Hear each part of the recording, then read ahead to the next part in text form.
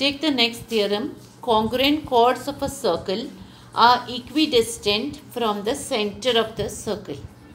We have this figure here. We have two chords here, chord AB and chord CD.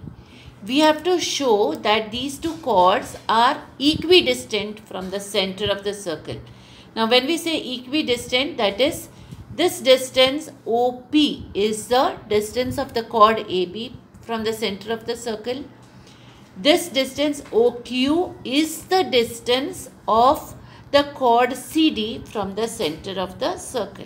So we have to prove that OP is equal to OQ.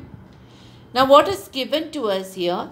There is a circle with center O. The circle with center O is given to us. Chord AB is congruent to chord CD. That is also given to us, that they are congruent to each other. OP perpendicular to AB. That is given to us. Also same way OQ is perpendicular to CD. So all this data has been given to us. So what have we to prove? That OP is equal to OQ. So we write here OP equal to OQ.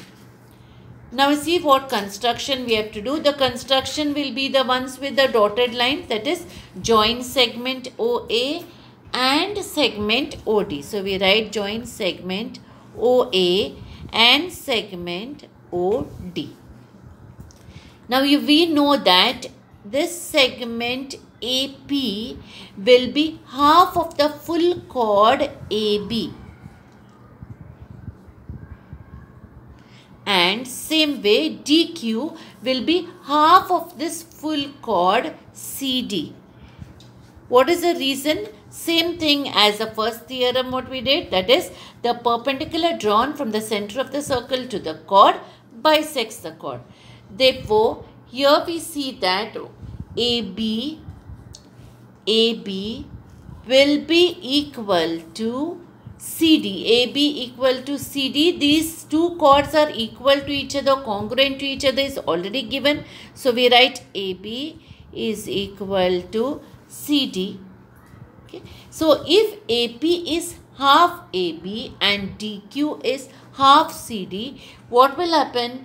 We will have that half AB is equal to half CD also. So we can write here, therefore, this step is not given in your textbooks. I am writing an extra step so it will be easier for you to understand. Therefore, half AB is equal to half CD.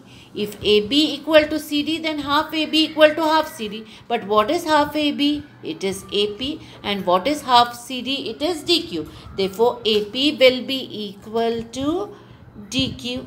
Right? So, and AP equal to DQ means segment AP congruent to segment DQ. We number this finding as 1. So, segment AP congruent to segment DQ. Why? Because they are segments of equal lengths. Now, we look at these two right angled triangles, that is triangle APO and triangle DQO. They are right angled triangles. Now, in these two right angled triangles, we see that here segment AP is congruent to segment DQ. From where did we get this? We numbered that as 1 just now. So, we write segment AP congruent to segment DQ. From where did we get? From 1. Also, look at the figure. We have here hypotenuse OA. Hypotenuse OA. If you see this side OA of triangle OPA is opposite to the right angle and it also forms the radius of the circle. Also in this triangle OD is opposite to the right angle. It is the hypotenuse and it also forms the radius, and radii of the same circle are equal to each other. So hypotenuse OA is congruent to hypotenuse OD. So we write hypotenuse OA congruent to hypotenuse OD. Why? Because they form the radii of the same circle.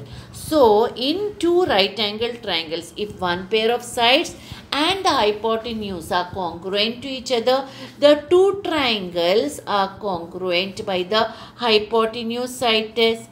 So, we name the triangles, therefore, triangle APO is congruent to triangle DQO. Triangle APO is congruent to triangle DQO by the hypotenuse side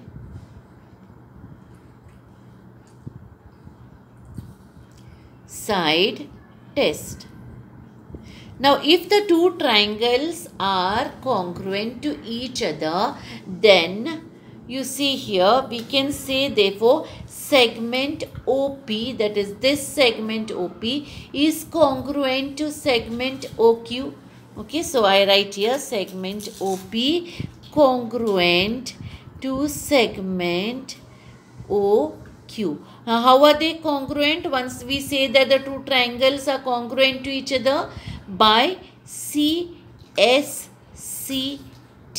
that is corresponding sides of congruent triangle. So, if segment OP congruent to segment OQ, then OP equal to OQ. That is, they are the length of congruent segments. So, that is what we had to prove, that is OP is equal to OQ.